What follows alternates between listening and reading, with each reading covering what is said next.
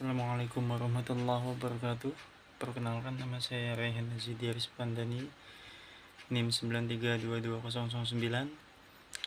kelas 1 Prodi TPIP 1.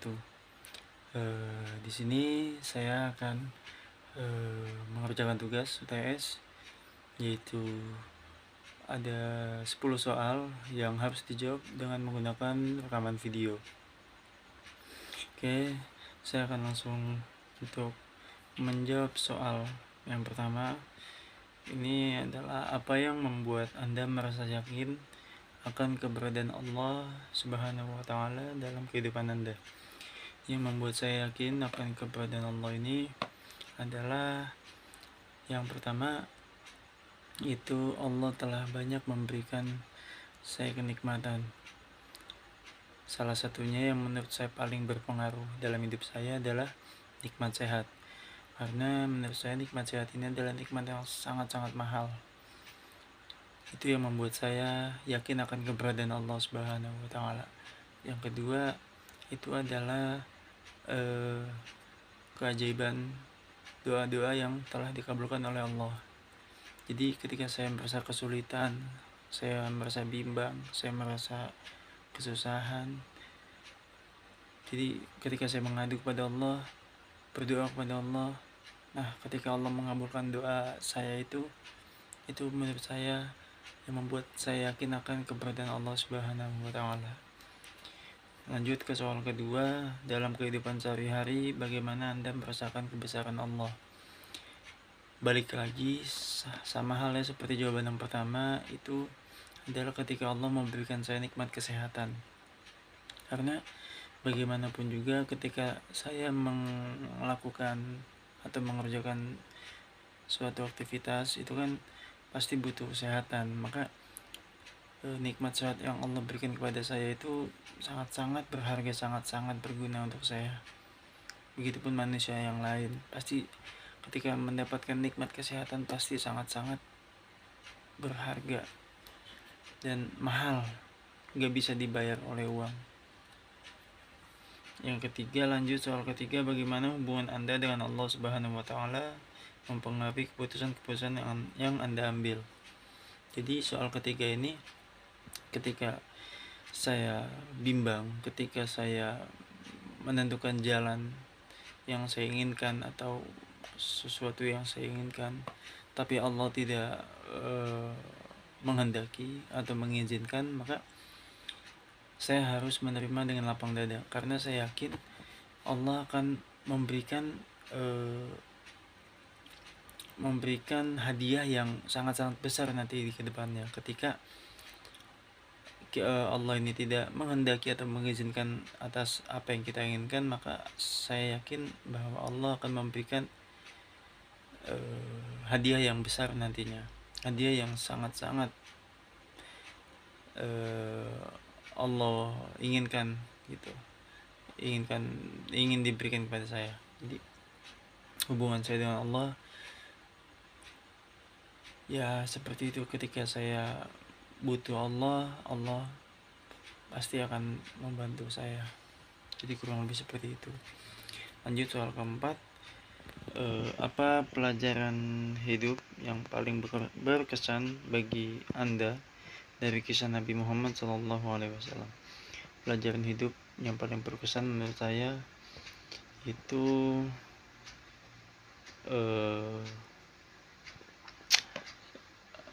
ketika Nabi Muhammad ini melakukan sholat, itu ditimpuki, diludahi, dicaci maki, tapi Nabi Muhammad tetap sabar.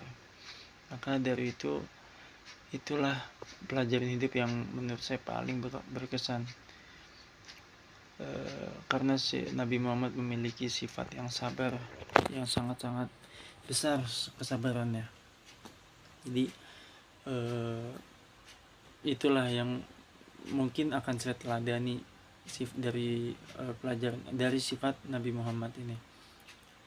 Banyak sifat Nabi Muhammad yang saya teladani ataupun yang menjadi pelajaran hidup bagi saya, dari kejujuran, dari tadi sabar,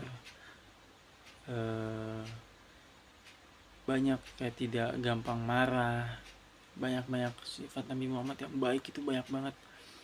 Jadi menurut saya salah satunya itu adalah tadi sifat sabarnya ini yang menurut saya menjadi pelajaran hidup yang paling berkesan.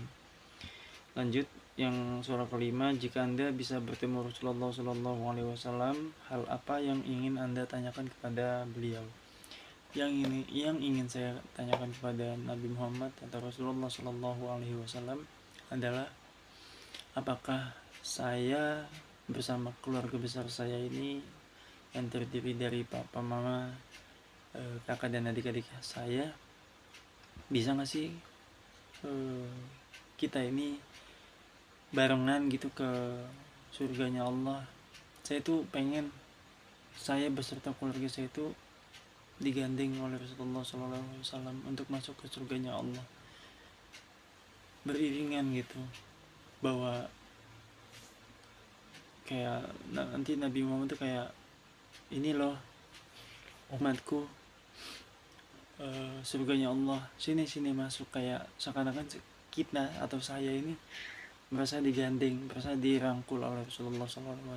Maka pertanyaan saya tadi, bisa nggak kita untuk masuk ke surganya Allah ini beriringan, berbarengan dari keluarga saya dengan Rasulullah SAW. Seperti itu. Yang soal selanjutnya yang keenam, bagaimana Anda mencontoh sifat-sifat Rasulullah SAW dalam kehidupan Anda sehari-hari. Untuk sifat yang saya contoh itu adalah sifat Nabi Muhammad yang dapat dipercaya, atau al-amin biasanya kita sebut. Al-amin ini adalah dapat dipercaya atau menjaga amanah. Jadi ketika saya diberikan kepercayaan oleh orang lain, maka saya harus menjaga kepercayaan itu. Dan juga ketika saya diberikan oleh amanah oleh orang lain, maka saya harus menjaga amanah dari orang tersebut.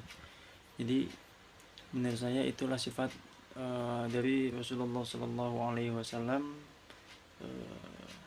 yang bisa saya contoh dalam kehidupan sehari-hari saya. Begitupun tadi yang sifat sabarnya Rasulullah itu. Lanjut soal selanjutnya, nomor 7, apa yang Anda anggap sebagai tujuan hidup Anda dan bagaimana itu sejalan dengan ajaran Islam? Untuk tujuan hidup saya, pertama dan yang paling utama adalah membantu atau membahagiakan kedua orang tua. Itu yang paling utama menurut saya. Setelah itu beribadah dan taat kepada Allah. Dan yang ketiga itu adalah menolong sesama manusia. Dan masih banyak lagi yang menurut saya tujuan hidup saya ini searah atau sejalan dengan ajaran Islam. Yang kedelapan, apa makna kebahagiaan sejati bagi Anda dan bagaimana Islam membimbing Anda? Makna kebahagiaan sejati menurut saya itu adalah ketika saya ini benar-benar taat atau bertakwa kepada Allah. Contohnya, ketika saya menaati atau meneladani ketika saya menaati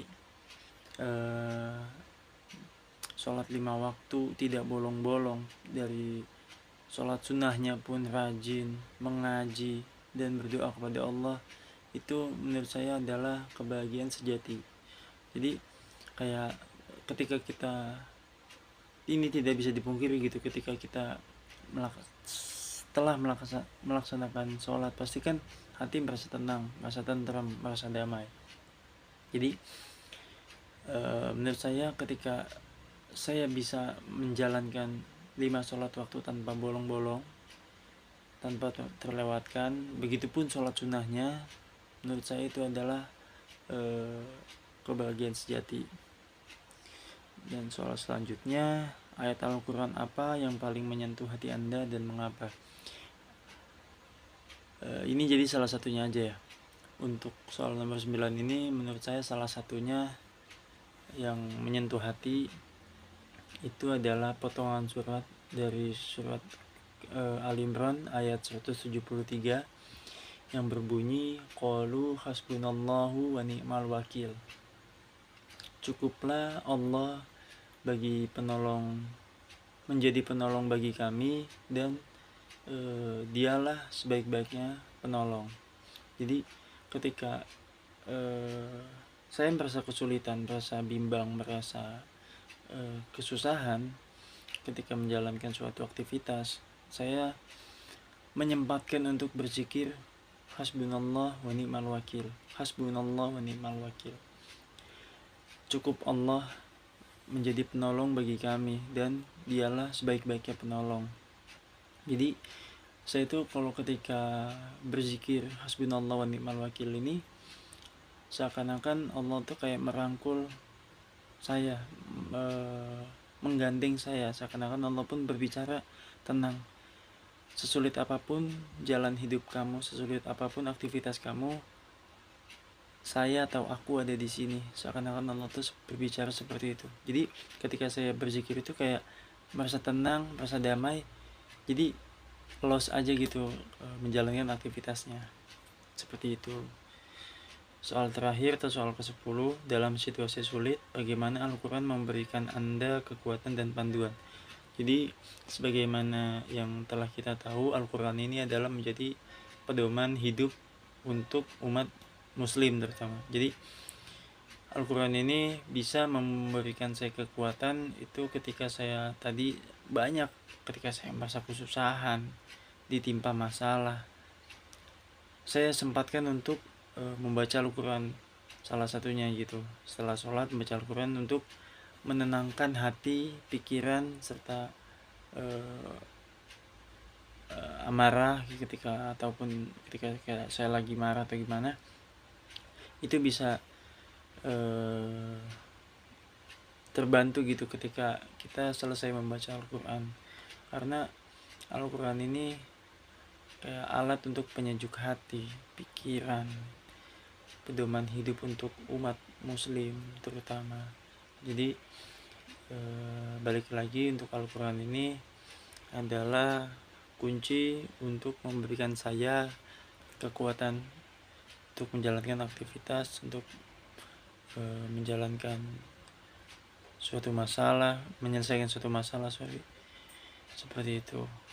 Untuk kurang lebihnya mungkin itu aja dari saya. Kurang lebihnya mohon maaf. Wassalamualaikum warahmatullahi wabarakatuh.